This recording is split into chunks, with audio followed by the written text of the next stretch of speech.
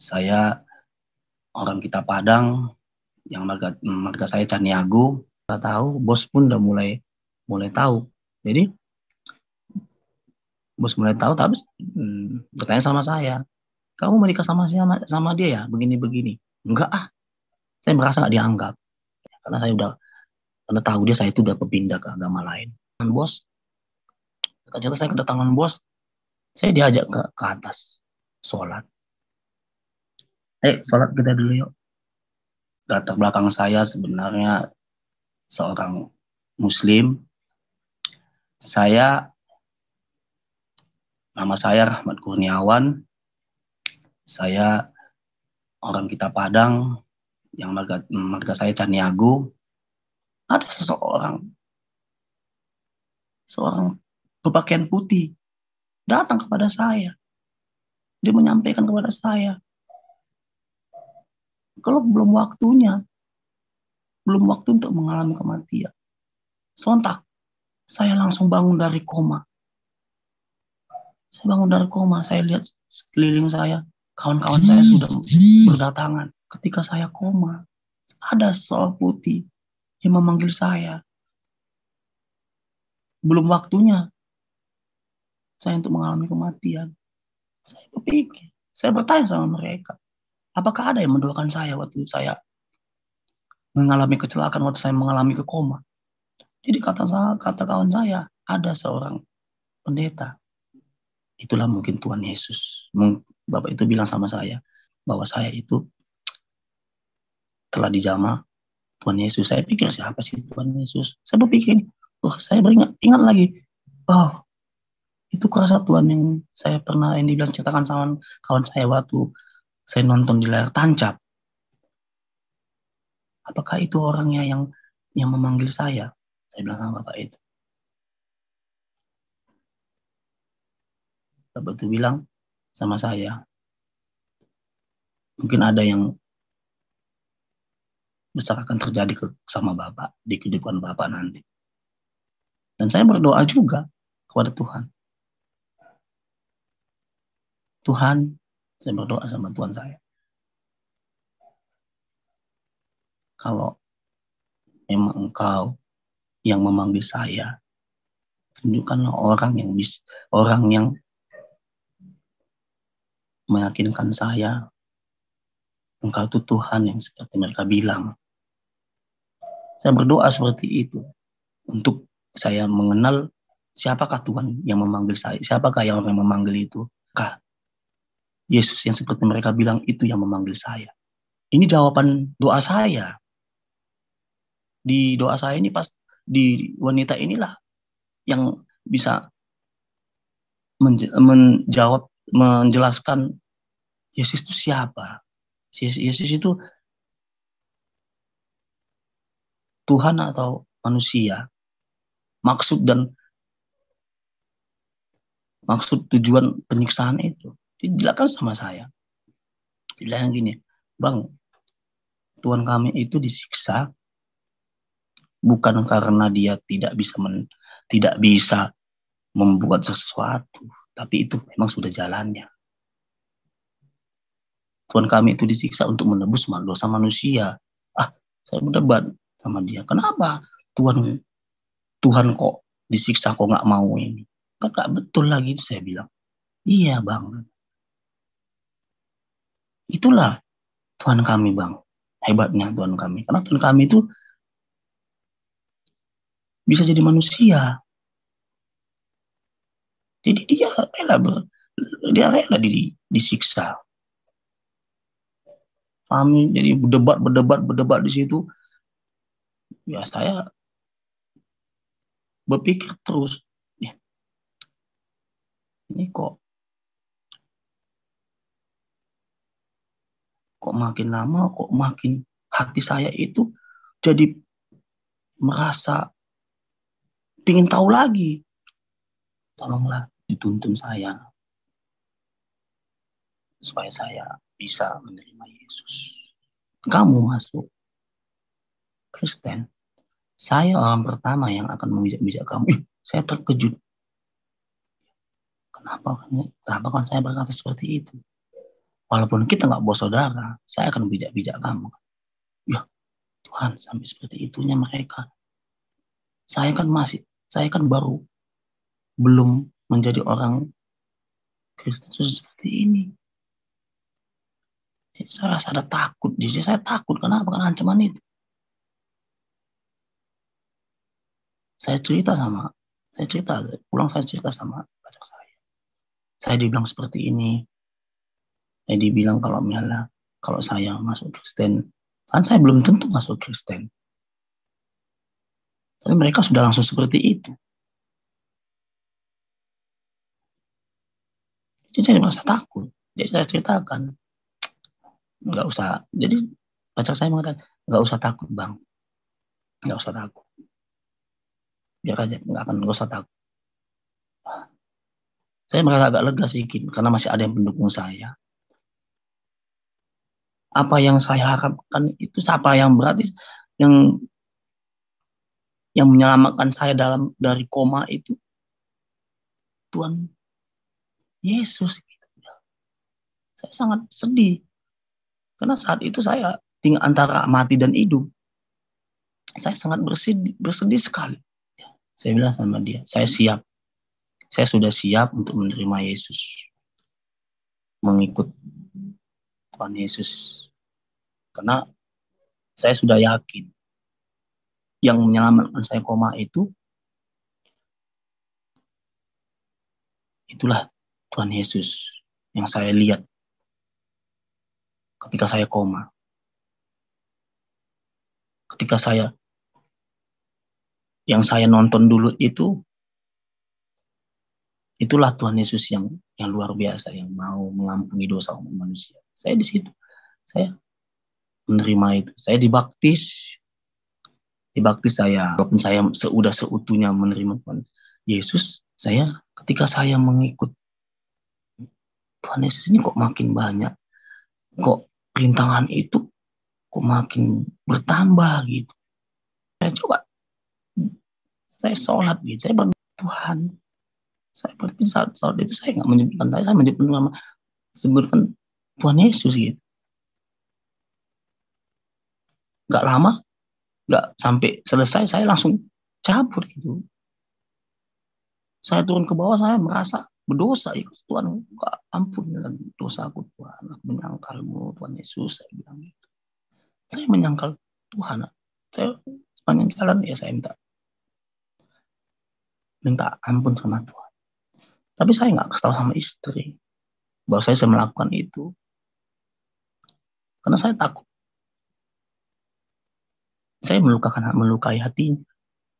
Saya nggak bilang sama istri seperti itu. Saya pulang. Mungkin dia percaya, berarti masih belum. Tapi tetap saya digoncang terus. Tetap saya nggak dianggap. Ada bawaan saya, itu yang dianggap. Saya nggak dianggap. Saya nggak dianggap mereka. Apapun kebijakan saya lakukan, saya nggak dianggap. Jadi,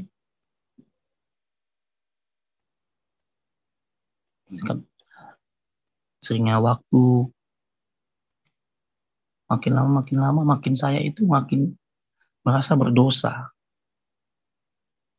Kalau seperti ini saya berdosa. Saya berdosa, sangat-sangat berdosa. Kenapa? Saya selalu menutupi keimanan saya sebagai seorang pengikut Tuhan Yesus. Saya takut kehilangan pekerjaan gara-gara saya takut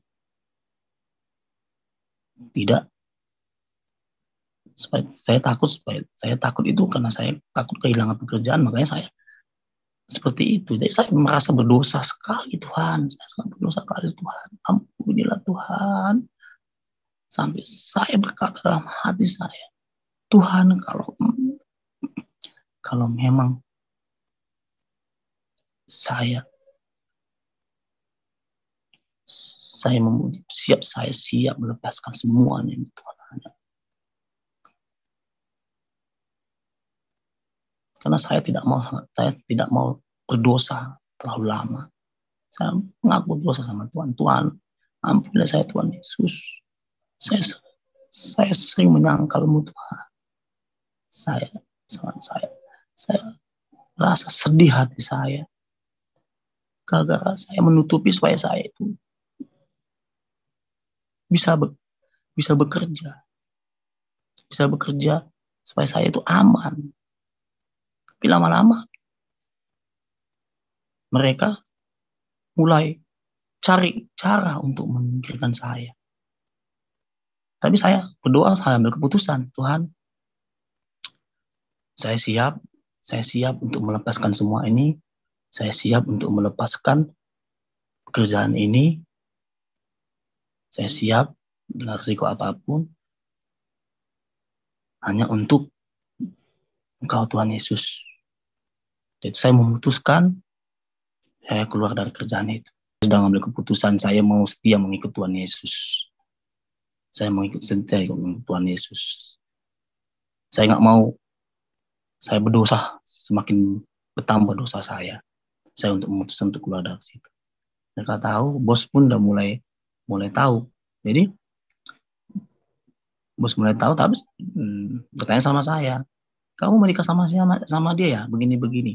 Enggak saya merasa nggak dianggap. Saya nggak dianggap. Karena saya nggak dianggap itu karena saya itu dianggapnya sudah berpaling dari,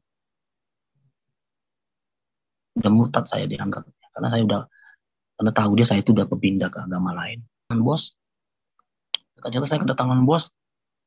Jadi bos ini menguji sebenarnya. Saya diajak ke atas sholat. Sholat kita dulu yuk. Haleluya, puji Tuhan. Shalom. Tak ada satupun yang dapat menghalangi kalau Tuhan sudah bekerja. Saudara-saudara, murtadin yang bersaksi pada saat ini adalah seorang yang terancam di PHK karena dia tidak mau meninggalkan Yesus, karena dia mempertahankan iman dalam kekristenan. Dia diancam untuk diberhentikan. Ada perlakuan-perlakuan yang sangat tidak baik, yang sangat tidak normal yang dia terima. Bahkan seakan-akan dia disepelekan. Namun karena Tuhan yang telah memilih dia, maka Tuhan juga yang menguatkan dan meneguhkan dia. Saudara-saudara, ada banyak cara orang untuk menghentikan agar supaya para murtadin ini kembali lagi dalam iman lama mereka. Namun satu hal yang mereka tidak tahu, bahwa yang telah memilih mereka adalah Yesus. Dan mereka bukan mengikut Yesus karena diiming-imingi pernikahan atau diiming-imingi harta benda, tetapi justru mereka ikut Yesus karena mereka mengalami mujizat. Mereka sendiri melihat fakta dan kebenaran bahwa Yesus Kristus benar-benar Tuhan. Nah, saudara-saudara, bagaimana kisah dari Minangkabau ini? Ya, Pekanbaru, kita ikuti bersama-sama kesaksian selengkapnya berikut ini. Haleluya. Terima kasih untuk Markal TV untuk bisa spot kesaksian saya. Saya mau bersaksi. Saya mau bersaksi tentang kesaksian saya. Ya, saya ini latar belakang saya sebenarnya seorang Muslim. Nama saya Rahmat Kurniawan. Saya orang Kita Padang, yang marga saya Caniago. Saya punya bersaudara 5 orang. Saya bisa dibilang saya ini keluarga yang tidak beruntung karena bapak saya sama mak saya keluarga yang broken home. Saya dari keluarga home. Saya punya keluarga 5. Ketika itu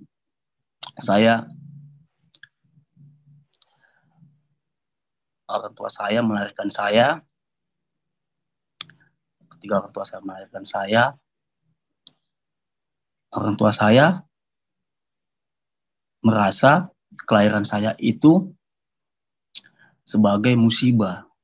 Jadi saya dianggap anak sial. Karena saya dianggap anak sial, ketika itu saya di kandungan bapak mama saya itu ribut, selalu ribut mereka. Jadi ketika saya lahir, mereka seperti tidak menginginkan saya itu lahir. Jadi saya pernah ketika itu saya pernah hampir mau dijual sama orang tua saya kepada saudara sendiri, saudara dari keluarga kakek saya. Tapi ketika itu ada nenek saya melarang supaya saya itu dijual bapak saya ke keluarga saya.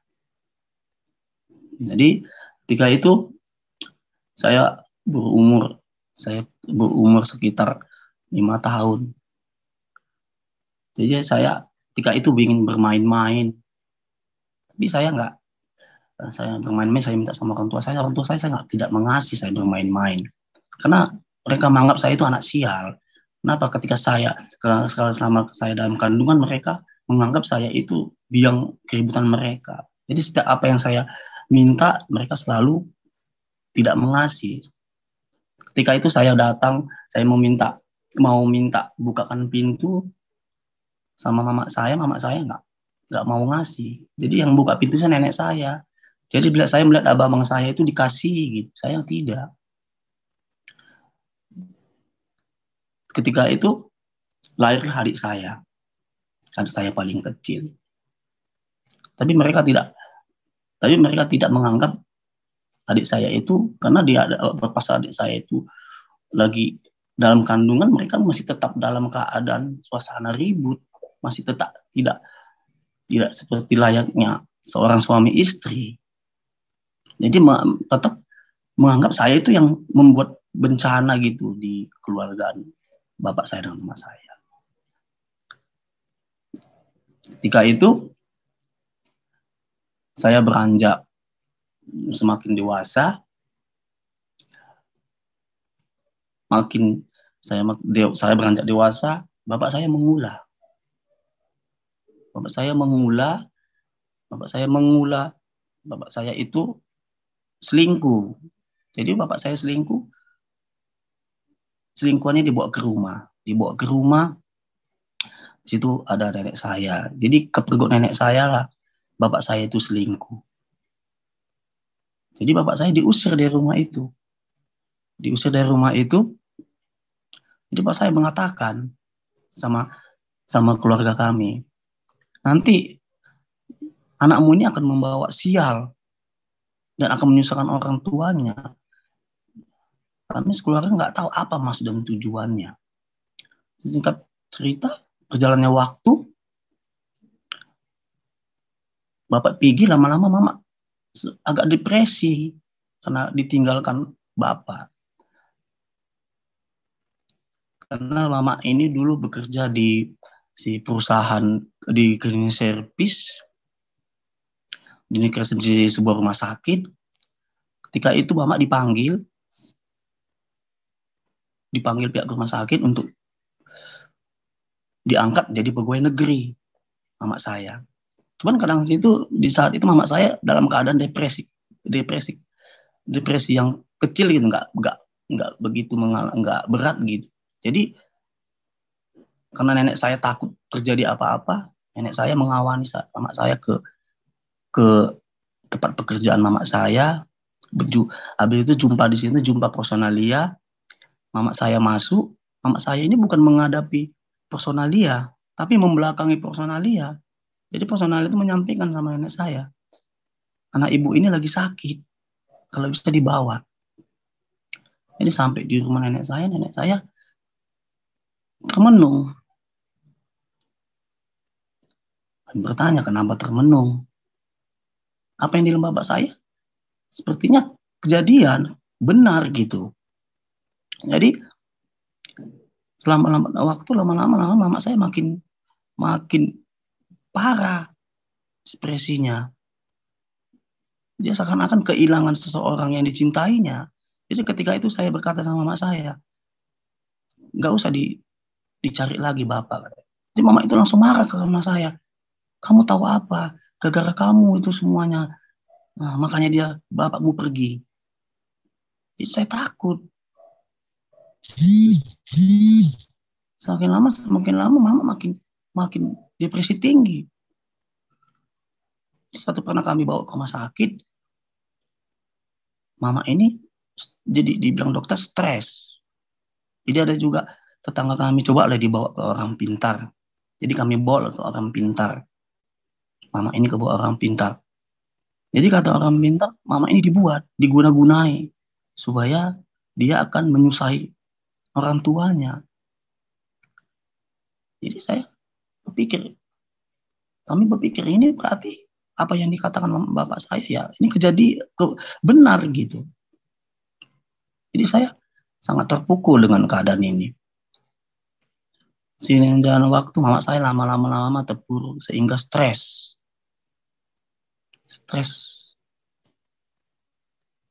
Jadi bawalah pemulih.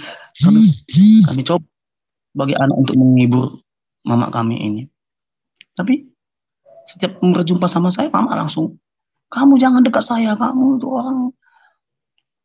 orang yang membuat keluarga saya sama bapakmu bercerai. Jadi saya nggak berani mendekat sama mama saya.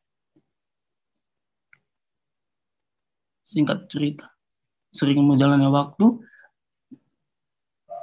tidak ada kepastian untuk mama saya untuk sembuh. Ya, kami keluarga ya udahlah. Mungkin itu sudah takdirnya. Kami berkeluarga nenek sama saya, sama keluarga saya, sama abang-abang saya. Ya udahlah. Makin lama ekonomi kami sama nenek makin menurun. Karena yang ditanggung saya, abang saya, sama adik saya. Jadi adik saya yang kecil sama abang saya diantarlah ke rumah nenek kami dari pihak bapak kami. Jadi saya masih tetap di rumah itu karena nenek saya maunya saya di situ. Karena adik saya pun diminta nenek dari bapak saya untuk ke sana. Jadi singkat cerita, waktu demi waktu berjalan, kami pindahlah di suatu tempat di perumahan. Ketika itu saya main bola sama kawan. Ketika itu pas itu hari-hari kebesaran mereka, hari Paskah. Saya bermain bola sama kawan, main bola. Jadi sudah selesai main bola, pada itu sudah mau maghrib.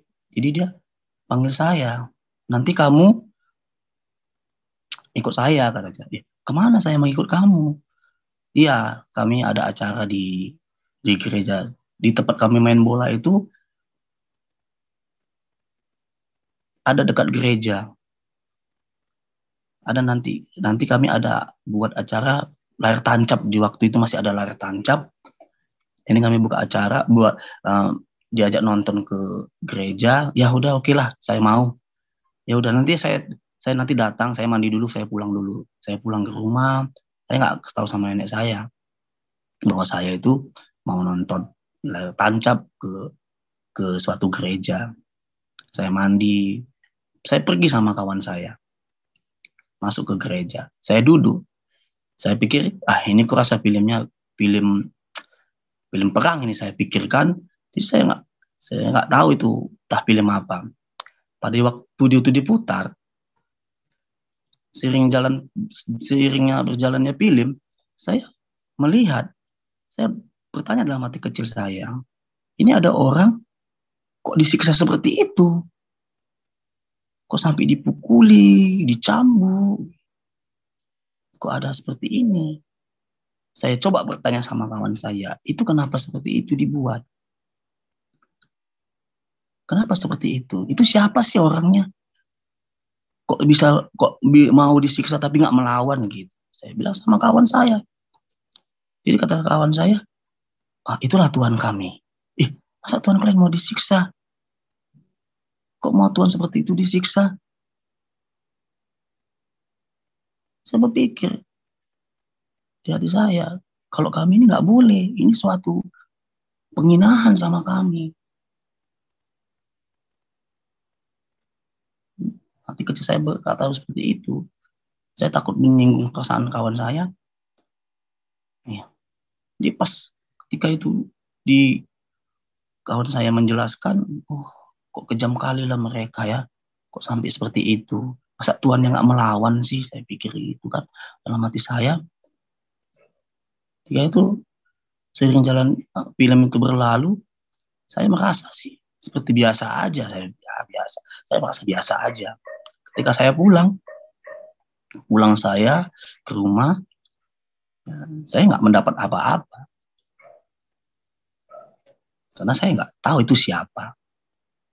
Jadi ketika singkat cerita saya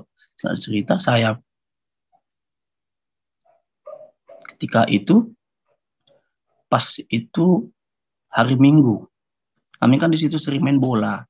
Jadi setiap minggu kami main bola di pasar itu. Ada tuh dulu namanya, kalau kami dulu istilahnya untuk main pondok recok. Itu banyak itu situ banyak orang kawan-kawan saya rumahnya berderet. Jadi kalau rumah itu sering ribut lah, jadi makanya dibilang pondok recok. Jadi kami bermain bola di hari Minggu sama kawan. Di hari Minggu itu jam-jam kami sering main bola itu kalau hari Minggu itu habis sport kami habis olahraga jam 8 pagi. Kami main bola. Pas itu kami main bola itu di depan pasar itu, di depan kami itu gereja. Ya saya sih nggak tahu itu gereja apa. Yang tahu sih saya gerejanya yang seperti punya kawan saya pikirkan. Jadi kami main bola. Tiba-tiba ada suara musik, lagu, nyanyi. Tiba-tiba sedih. Saya bertanya sama kawan saya, ini kok nggak seperti yang di gereja, ini nggak seperti yang di tempat kawan saya gitu. Dalam hati saya, ini kok nggak seperti tempat kawan saya itu. Saya jadi bingung, ini tempat apa sih? Nggak seperti nampak seperti yang punya kawan saya yang saya datangi itu. Ya, saya bertanya-tanya, kenapa sih kok habis sedih bernyanyi? Saya berpikir dalam hati, udahlah, ngapain saya pikirkan. Ya, saya nggak cerita. Saya pulang. Saya seperti aktivitas biasa aja. Saya cerita saya pulang. Dari itu saya pulang sekolah itu. Lupa saya harinya. Saya jemput seorang, dalam zaman sekolah saya jemput cewek. Itu di jam-jam 5 saya jemput saya. Cewek ini saya jemput, memang satu sekolah. Tapi saya duluan pulang, saya janji sama dia, saya jemput dia sore. Saya jemputlah dia sore. Saya pas itu masih bekerja di suatu tempat reparasi kursi, tempat abang angkat saya. Saya izin, saya pergi, saya bawa dia jalan pulang ke rumah. Setiba saya pulang, saya antar dia pulang ke rumah, saya pulang. Itu udah 6:30, saya pulang. Pas itu di depan saya itu ada mobil tronton. Saya di belakang tronton itu, saya mau belok. Saya pikir ini mobil nggak belok karena nggak lampu tangannya nggak mengarah ke kiri. Saya ambil, saya potong, saya ke kiri. Tiba-tiba dia ngikut ke kiri. Ban tronton itu kena ke paha sebelah kanan saya. Sehingga saya jatuh, kereta saya sama masuk paret. Saya terduduk. Maaf cakapnya, celana saya ini robek. Sudah hampir setengah telanjang. Jadi saya masih bersadar. Handphone saya tercampak. Saya minta dulu ke masih handphone itu. Saya minta handphone saya karena banyak ada orang situ mau mengambil handphone saya. Saya masih sempat mikirkan handphone saya. bukan keselamatan saya pikirkan. Saya ambil handphone saya. Tapi posisinya saya dalam keadaan memang udah luka. Tapi saya belum merasakan apa-apa. Tapi lama-lama saya kok merasa kesakitan gitu. Jadi banyak orang berdatangan. Ayo bawa ke rumah sakit. Pas pula di depan itu ada rumah sakit yang dekat dari kejadian saya dibawa ke situ. Saya didudukan di situ. Tiba-tiba saya ngedrop. Saya koma di situ.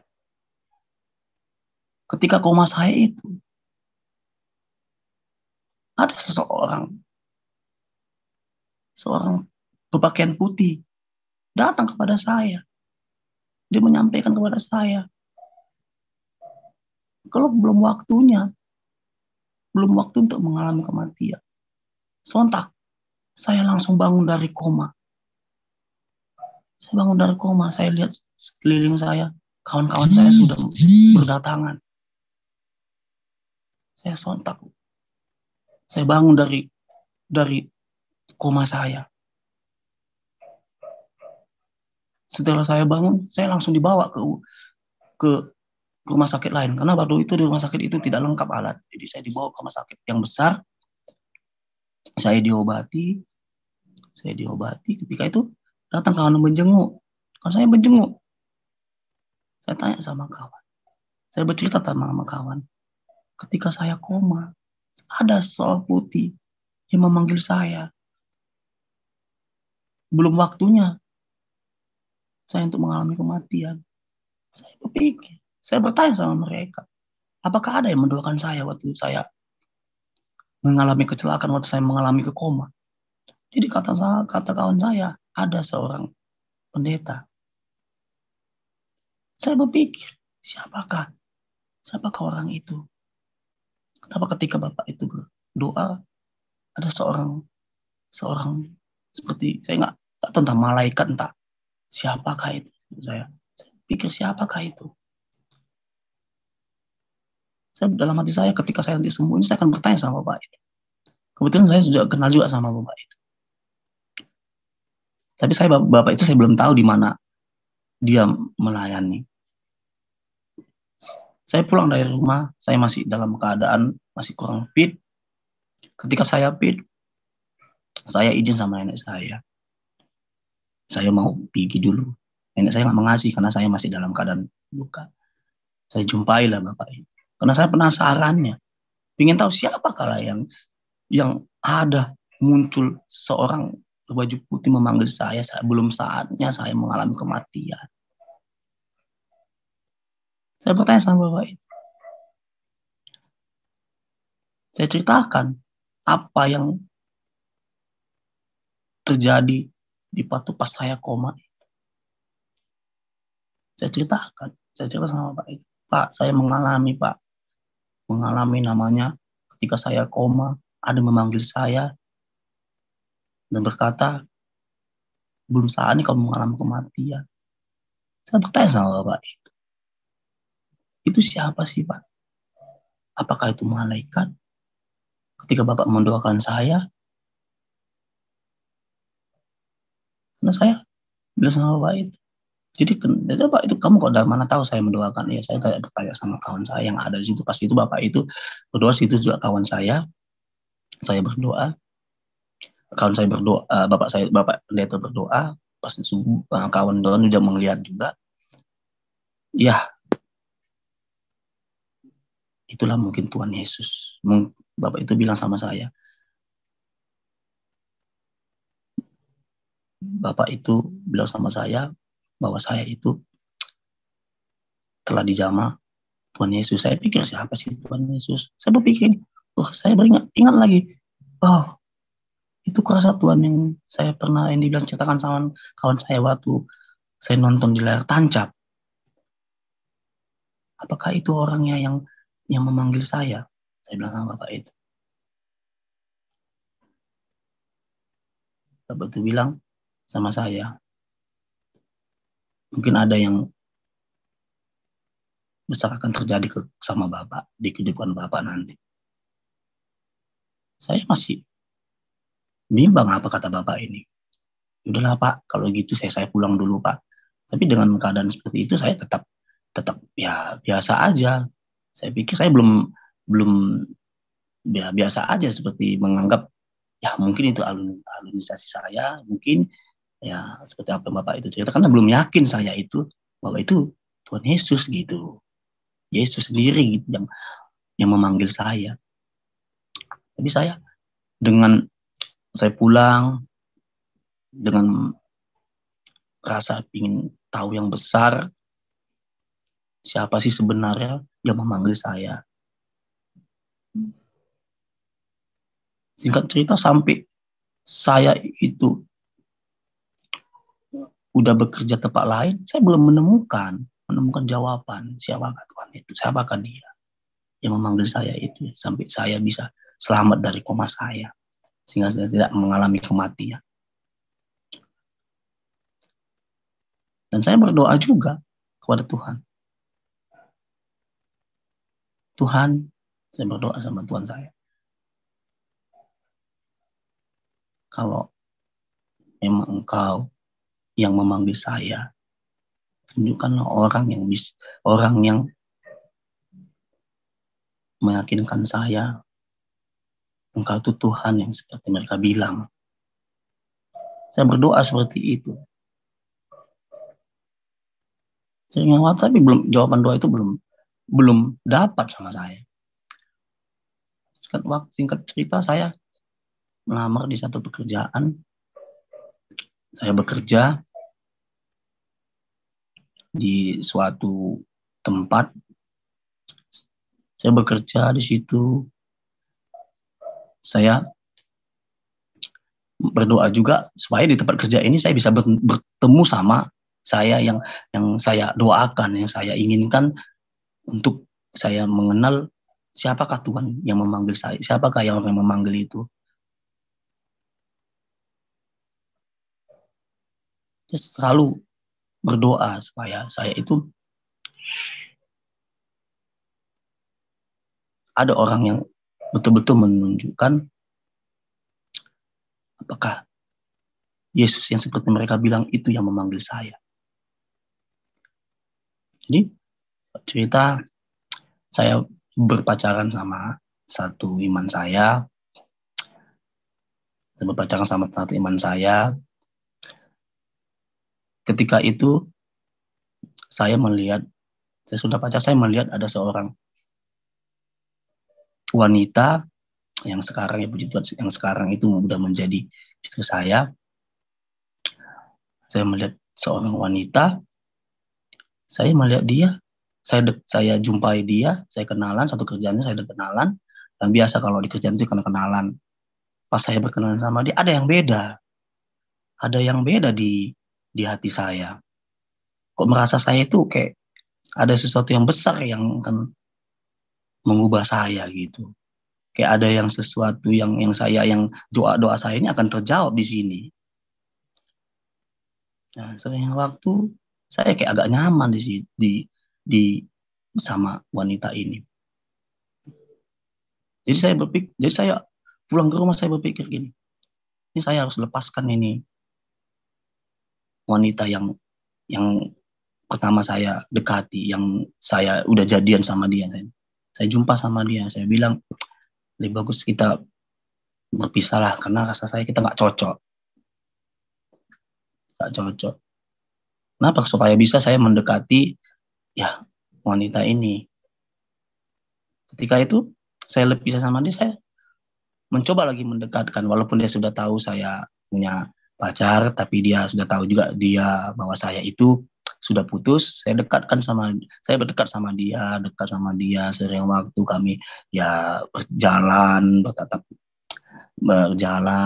cerita. Jadi lama-lama kami saling dekat. Memutuslah kami untuk memutuskan untuk pacaran.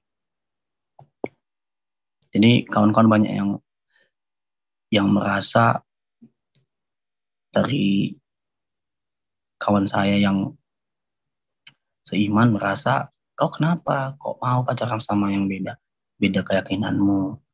Kenapa kau melepaskan sesama? Ya, saya bilang ya, saya merasa nyaman aja di situ, saya bilang gitu sama mereka. Banyak mereka ya malah bukan bukan senang, jadi malah mereka itu nggak senang gitu. Ya saya nggak peduli lah, karena di hati saya, ketika saya mendekat wanita ini, merasa di hati saya itu merasa ini jawaban doa saya. Di doa saya ini pas di wanita inilah yang bisa menjelaskan Yesus itu siapa. Yesus itu Tuhan atau manusia, atau bukan Tuhan. Nah, saya seperti itu saya nama. Karena pikir saya kan nggak mungkin Tuhan itu kok mau disiksa. Sering waktu kami berjalan, udah mulai rasa cocok. Jadi waktu itu ya saya tetap menjalani seperti biasa, seperti ya saya tetap sholat, saya puasa. Sering waktu saya berjalan sama dia, ketika itu dia mengajak saya ke satu gereja. Ya ada itu di gereja, itu gereja CWS. Saya diajak ke situ, ya saya masih tetap saya ya sama nggak salah sih, nggak masalah sih kalau saya diajak aja. Saya diajaknya ketemu, janjian, pergilah kami ke gereja. Ya saya diam-diam aja. Ya saya mengawani dia aja. Saya menghargai dia karena dia mengajak saya. Saya di situ diam. Saya nggak ada istilahnya, ya nggak ada, menikmati aja apa yang ada di dalam itu, yang istilahnya lagu itu. Ya, saya di situ aja diam sambil menunggu dia lah. Ya saya bingung, ya duduk saya duduk. Itu selesailah ibadah, saya keluarlah kami dulu. Saya tanya sama dia, saya ceritakan kejadian saya itu, kecelakaan sama dia. Saya ceritakan siapa ketika itu saya ada mengalami kecelakaan, ada seorang malaikat atau apa itu memanggil saya. Sampai sekarang saya belum bertemu dengan itu. Saya ceritakan juga, saya bertanya sama dia, saya pernah nonton layar tancap, saya melihat saya melihat Tuhan kalian itu disiksa. Kenapa sih kok mesti disiksa? Dia kan Tuhan. Saya bertanya sama dia, saya mencoba untuk mengetes dia gitu, apakah dia ini bisa melegahkan hati saya yang selama ini saya nantikan, supaya hati saya menantikan jawaban yang saya inginkan saat yang berapa tahun saya belum jumpai. Kebetulan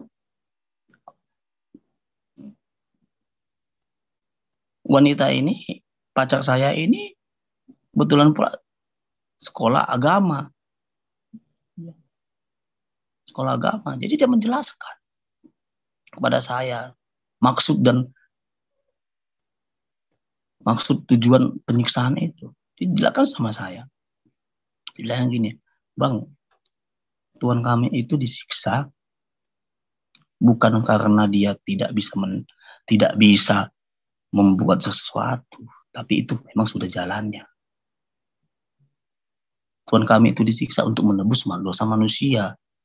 Saya berdebat sama dia, kenapa Tuhan kok disiksa, kok nggak mau ini? Kan nggak betul lagi itu, saya bilang. Iya bang, itulah Tuhan kami bang, hebatnya Tuhan kami. Karena Tuhan kami itu bisa jadi manusia.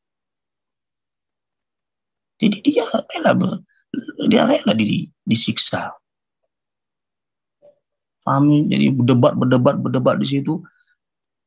Ya saya berpikir terus,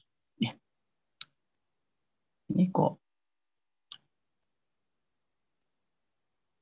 kok makin lama, kok makin hati saya itu jadi merasa ingin tahu lagi. Saya pulang ke rumah. Pas itu saya pulang ke rumah, saya pergi ke toko kaset DVD. Saya di toko kaset DVD. Saya penasaran apa yang saya tonton dulu, saya mau ingin nonton lagi. Saya tanya sama tukang kaset itu, Pak, saya mau beli film katanya tentang Yesus. Jadi saya tanya bapak itu, oh ini coba tengok aja, ada 2 ini katanya versinya. Udahlah Pak, saya beli aja dua-dua. Saya belilah dua-dua. Kebetulan pas itu saya beli 2, saya pulang, saya tonton nama dulu ada tuh The Passion. Saya beli, saya tonton, saya tutup kamar, saya tonton supaya tidak ada yang tahu. Tuh saya matikan lampu, saya tutup, saya hidupkan filmnya. Pertama memang nggak ada, biasa saja. Masuk penyiksaan, saya sedih gitu. Kenapa sih? Sedihnya, sisanya lebih hebat gitu. Nah, sebelumnya saya nggak melihat ada siksa seperti ini. Ini kok lebih hebat lagi siksaannya. Kok makin kejam kali manusia ini. Kok ngeri kali lah manusia ini. Kok bisa menyiksa Tuhan mereka sendiri. Ketika itu, Yesus disiksa. Disiksa habis-habisan. Saya di situ nonton ya dengan air mata yang walaupun saya nggak ngerti, saya nonton tapi dengan air mata ya berlinang-linang. Nah, saya sedih kenapa sampai sebegitu teganya. Ketika itu sampailah di tempat penyaliban. Jadi saya lihat penyaliban itu, saya lihat pakunya, besar kali paku. Waduh, kok sampai teganya gini mereka memaku. Aduh, saya bilang sama hati, kalau Engkau Tuhan, Kau binasakanlah mereka, saya bilang gitu. Karena saking saya kesal nengok manusia ini disiksa seperti itu. Kejam kali manusia ini. Dipaku. Tapi ketika itu, Yesus berkata, Yesus berkata, Bapa ampunilah mereka, sebab mereka tidak tahu apa yang mereka lakukan. Saya kok sudah dikit kan kok mengampuni orang itu pula gitu, bukan membalas. Ya saya kok tambah, hati saya kok makin merasa ini ada sesuatu yang nggak betul ini. Kenapa kok begitu teganya mereka sampai seperti itu, sampai tangan dipaku. Saya terharu dengan kata-kata Yesus. Mengampuni mereka, walaupun itu mereka Tuhan itu mengampuni mereka. Biasanya kok jadi kenapa ya kok ada Tuhan seperti ini yang mau mengampuni walaupun sudah disiksa, sudah dipaku tangannya. Ketika itu Yesus diangkat. Saya makin penasaran lagi. Yesus diangkat. Sudah disalib. Saya melihat di film itu ada 2 orang di samping Yesus kiri kanan. Jadi ada yang mencemoohkan Yesus. Sebelah lagi mereka bilang mereka tidak pantas. Dia tidak pantas untuk di sini. Kitalah yang pantas untuk di sini. Jadi datang Yesus sampaikannya, ya kau hari ini bersamaku di kerajaan surga. Saya terkejut, masa sih dia bisa mengajak ke surga. Wah, berarti luar biasa ini Tuhan ini. Tuhan mereka ini. Sampai bisa memastikan surga. Yesus berkata lagi, ampunilah mereka. Besar. Yesus itu berkata lagi, saya kok ada lagi kok makna itu berkata lagi, ampunilah mereka tidak tahu apa yang mereka lakukan Bapa. Jadi saya tersentuh.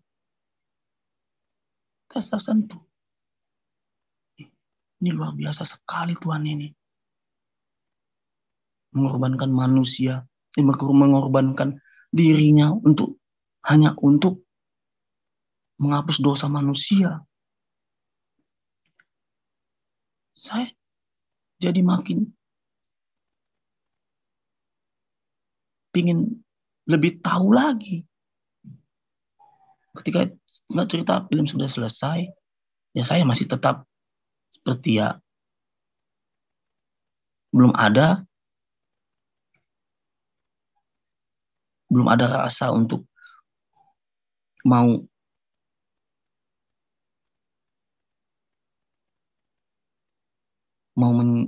saya belum ada untuk merasa mau menjadi seorang pengikut Yesus. Karena saya masih belum bisa. Hati saya masih berperang untuk menjadi seorang pengikut Yesus. Karena hati saya berkata, setelah film saya berkata jangan mau. Mana ada Tuhan kayak gitu? Ada. Tuhan kita nggak seperti itu. Ya, tapi saya tetap berdoa. Ya, setengah jalan ya, saya tetap beraktivitas seperti biasa, tetap seperti ya sholat atau apa ya, tetap juga. Walaupun saya sudah nonton itu ya, saya tetap juga. Singkat cerita, saya cerita lagi sama pacar saya itu. Saya cerita tentang Yesus itu. Kenapa sih? Kok ketika saya melihat film itu, hati saya itu merasa saya itu kok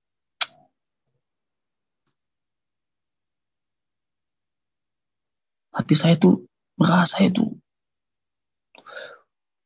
senang, rasa hati saya itu suka cita gitu. Saya merasa saya menjadi orang yang luar biasa gitu. Saya bilang sama pacar saya. Saya bilang sama dia, ya tolonglah dituntun saya supaya saya bisa menerima Yesus. Singkat cerita, makin lama makin dekat saya makin sering gereja, tapi saya masih tetap dalam iman saya. Saya masih tetap karena saya belum hati saya masih tetap bergumul untuk menjadi orang percaya. Saya tetap. Jadi makin lama ada kawan saya tahu dia kalau saya itu udah sering ke gereja. Dia berkata gini sama saya sangat terpukul juga sih. Terpukul dan sangat takut. Tapi dia bilang gini, kalau kamu masuk Kristen, saya orang pertama yang akan membijak kamu. Saya terkejut. Kenapa kan saya berkata seperti itu? Walaupun kita nggak bersaudara, saya akan bijak kamu. Ya Tuhan, sampai seperti itunya mereka. Saya kan baru belum menjadi orang Kristen seperti ini. Jadi saya rasa ada takut. Jadi saya takut. Kenapa? Karena ancaman itu. Saya cerita sama pacar saya. Saya dibilang seperti ini. Saya dibilang kalau saya masuk Kristen, kan saya belum tentu masuk Kristen. Tapi mereka sudah langsung seperti itu.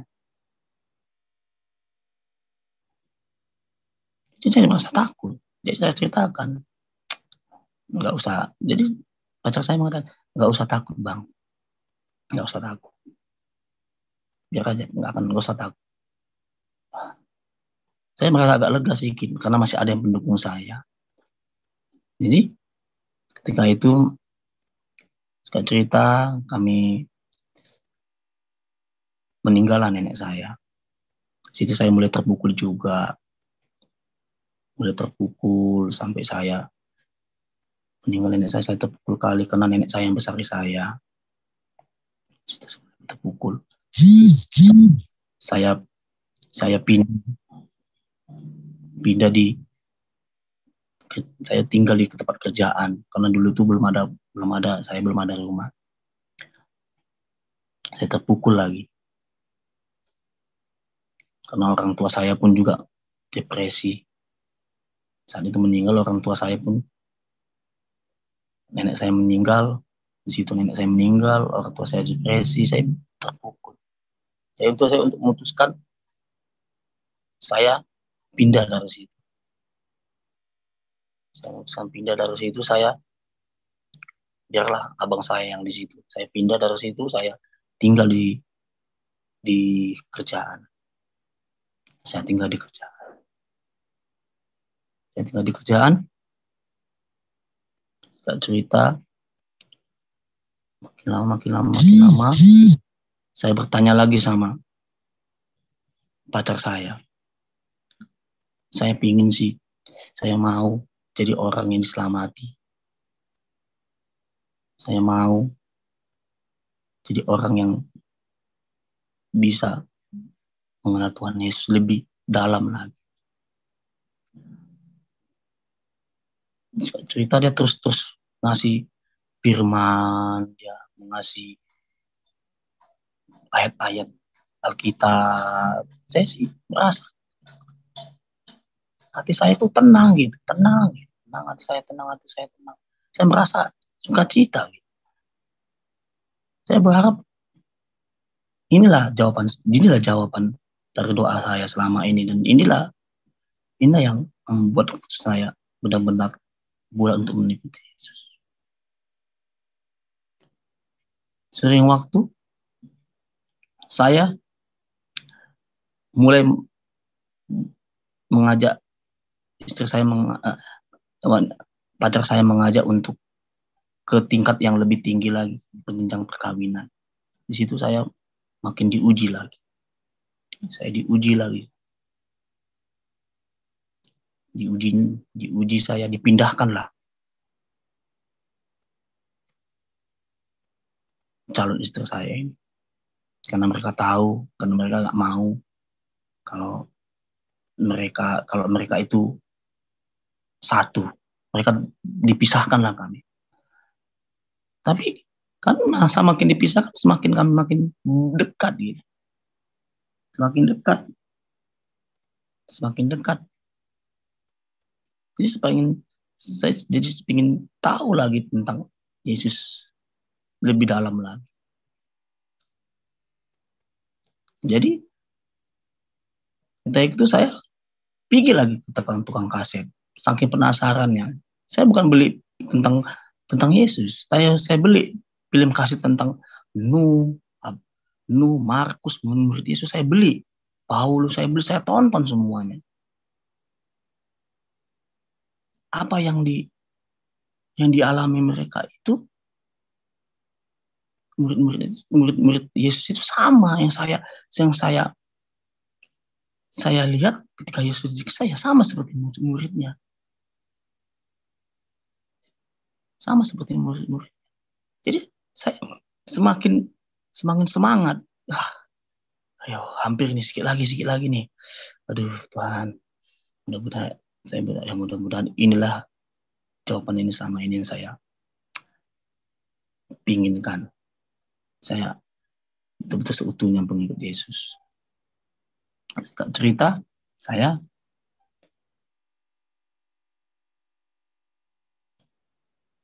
jalan lagi sama pacar saya. Kami jalan seperti aktivitas biasanya. Dia selalu mensupport saya. Walaupun kami digoncang.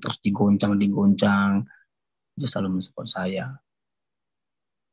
Puncaknya, setelah itu, kami memutuskan untuk menikah di 2018. Di saat itu pun, di 2018 itu saya masih tetap dalam keadaan posisi gereja ya sholat saya juga. Tapi jadi saya cerita sama dia, saya masih tetap seperti ini, gini. Padahal kami bentar lagi sudah mau menikah. Jadi dia mengasih lagi ayat demi lagi.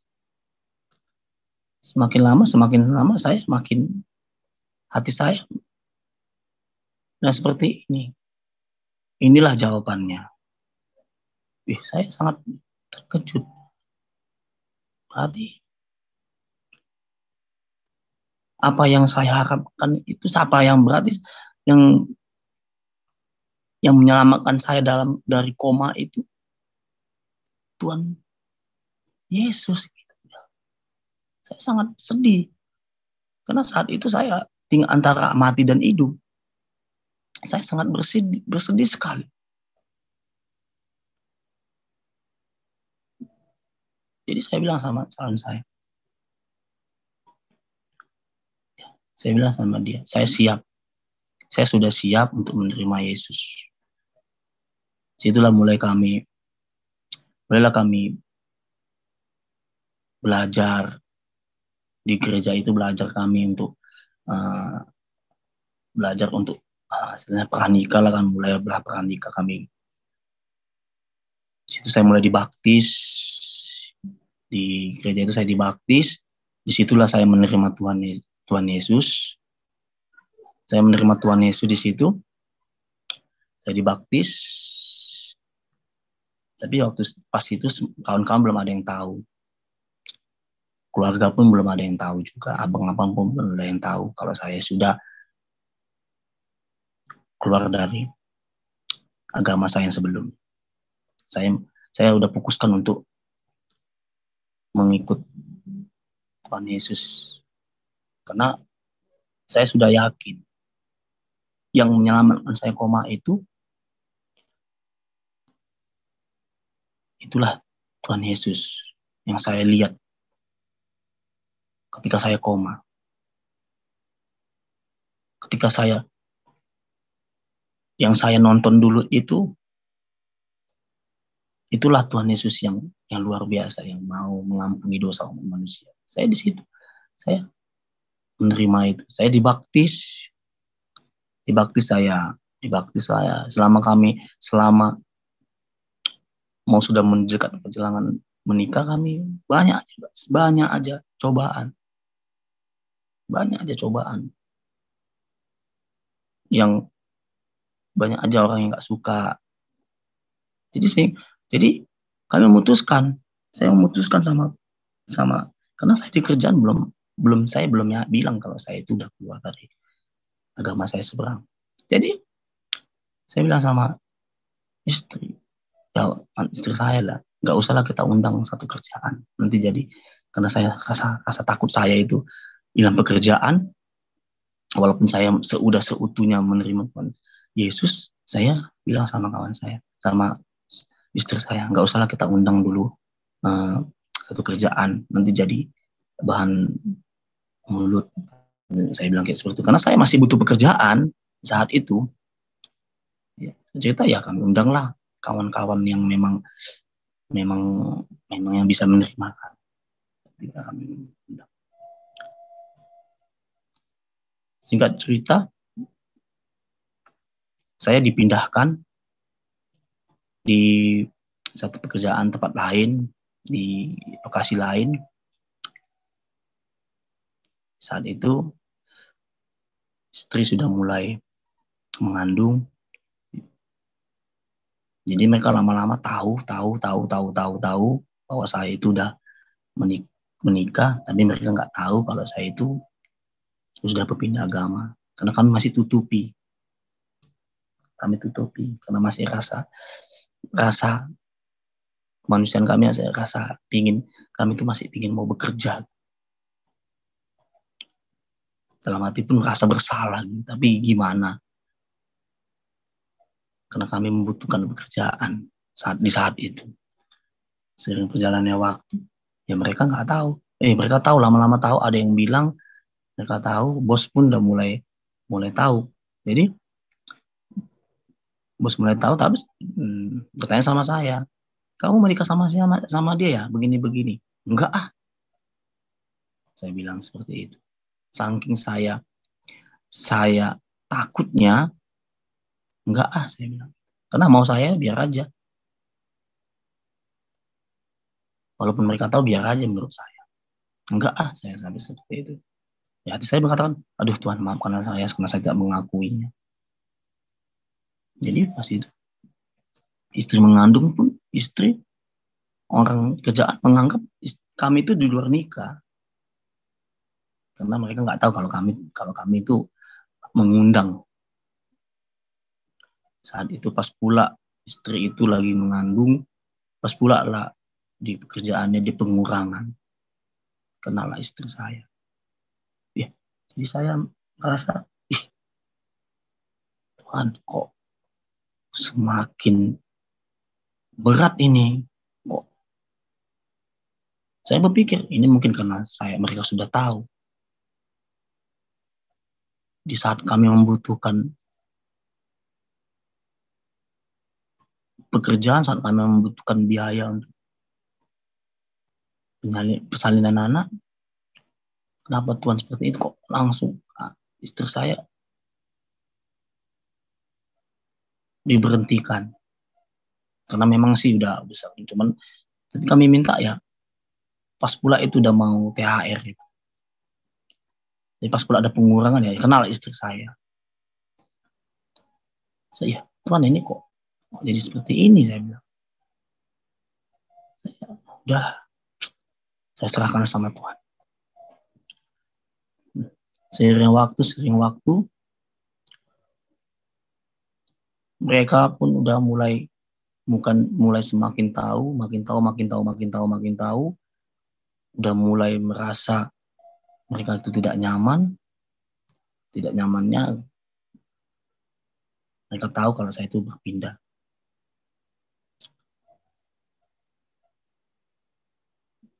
Saya banyak mengalami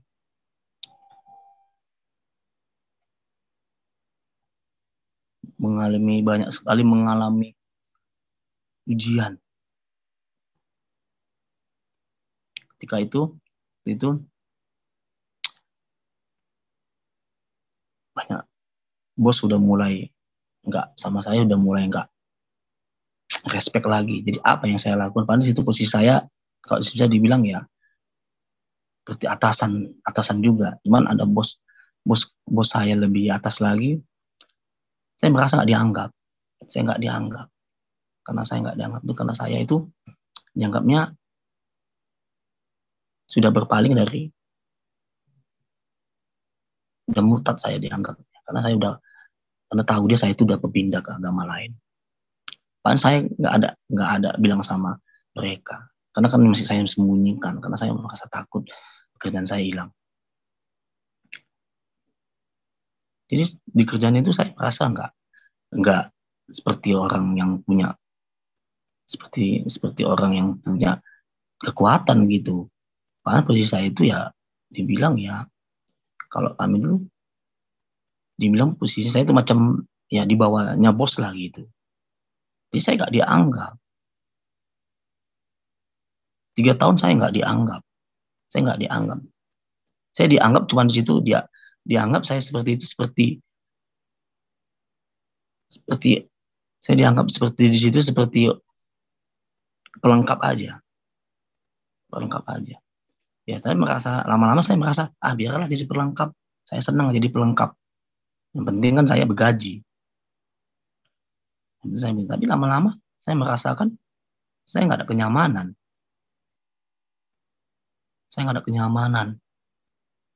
Karena kenyamanannya saya selalu merasa apa yang saya sampaikan saya nggak diterima.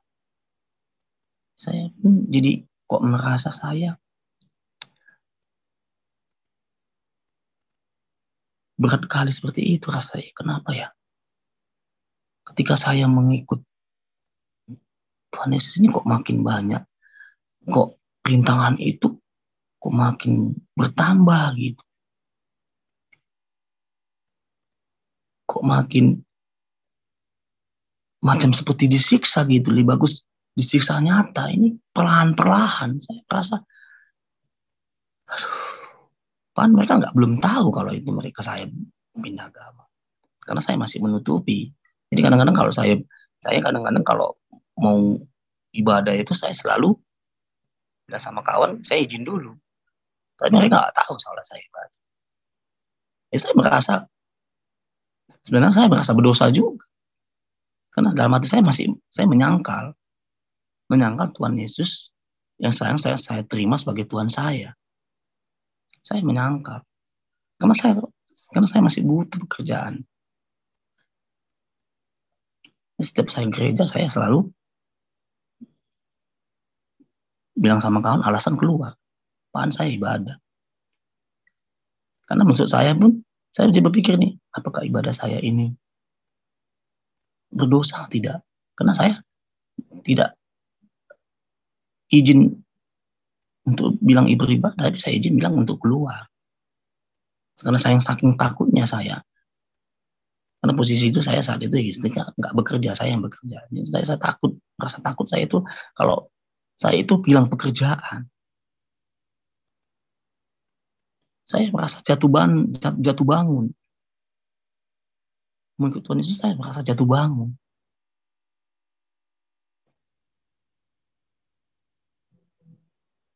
Jadi ketika itu saya kedatangan bos. Ternyata saya kedatangan bos. Jadi bos ini menguji sebenarnya. Tapi saya merasa berdosa juga. Tentang bos, kamu betul udah pindah agama. Saya merasa takut. Nanti kalau saya bilang, saya tahu, mereka pasti sudah tahu. Tapi menguji saya. Tapi menguji saya untuk mengatakan sebenarnya. Tapi karena saya merasa ketakutan, saya bilang saya enggak ada, saya bilang. Saya masih tetap yang dulu, saya bilang. Saya diajak ke atas, sholat. Sholat kita dulu yuk.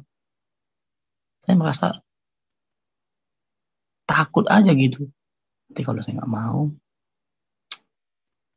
bisa-bisa saya hilang pekerjaan. Tapi udahlah, biarlah. Karena kan mereka nggak tahu juga kan. Ya supaya untuk menutupi saya, supaya saya itu belum berpindah, saya ikuti. Saya coba masuk. Saya sholat gitu, saya berdosa.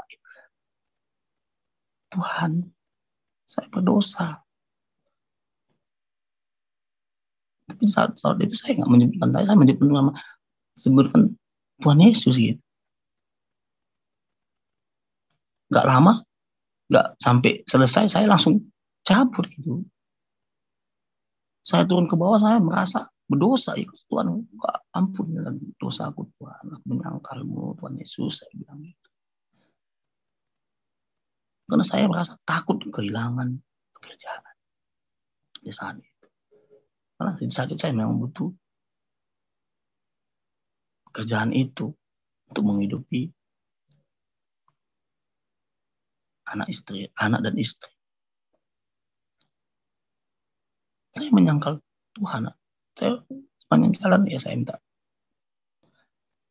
minta ampun sama Tuhan. Tapi saya nggak kesal sama istri bahwa saya melakukan itu.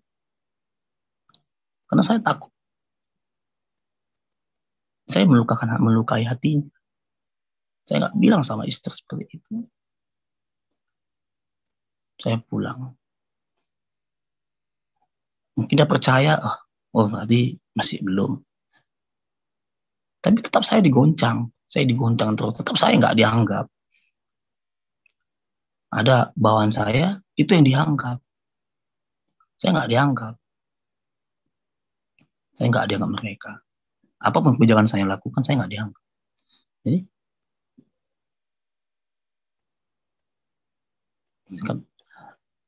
seringnya waktu, makin lama, makin saya itu makin merasa berdosa. Kalau seperti ini saya berdosa. Saya berdosa, sangat-sangat berdosa. Kenapa? Saya selalu menutupi keimanan saya sebagai seorang pengikut Tuhan Yesus. Saya takut kehilangan pekerjaan gara-gara saya takut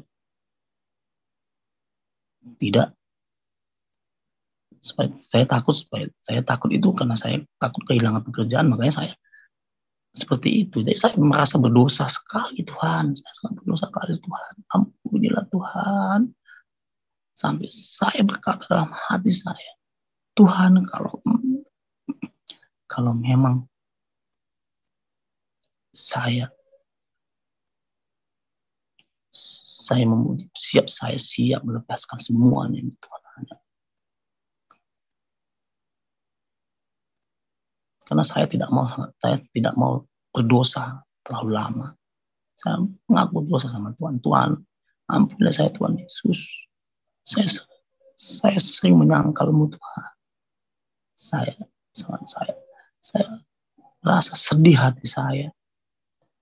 Gara-gara saya menutupi supaya saya itu bisa bekerja. Bisa bekerja supaya saya itu aman. Tapi lama-lama mereka mulai cari cara untuk menyingkirkan saya. Tapi saya berdoa, saya ambil keputusan, Tuhan, saya siap untuk melepaskan semua ini. Saya siap untuk melepaskan pekerjaan ini. Saya siap dengan risiko apapun. Hanya untuk Engkau, Tuhan Yesus. Jadi saya memutuskan saya keluar dari kerjaan itu. Saya yakin Tuhan pasti akan beri pekerjaan lebih baik kepada saya. Sampai rumah saya bercerita sama istri. Situ ada betul anak kakak saya udah gak bekerja lagi. Saya sudah mengambil keputusan, saya mau setia mengikut Tuhan Yesus. Saya mau setia mengikut Tuhan Yesus. Saya nggak mau saya berdosa, semakin bertambah dosa saya. Saya memutuskan untuk keluar dari situ. Situlah saya mulai fokus mengikut Tuhan Yesus. Mungkin itulah kesaksian saya. Amin. Puji Tuhan. Tuhan memberkati saudara. Bagikan terus tayangan kami kepada sekalian banyak orang supaya mereka juga diberkati oleh Tuhan. Sampai berjumpa lagi dalam program acara kami selanjutnya. Tuhan Yesus memberkati. Shalom. Haleluya.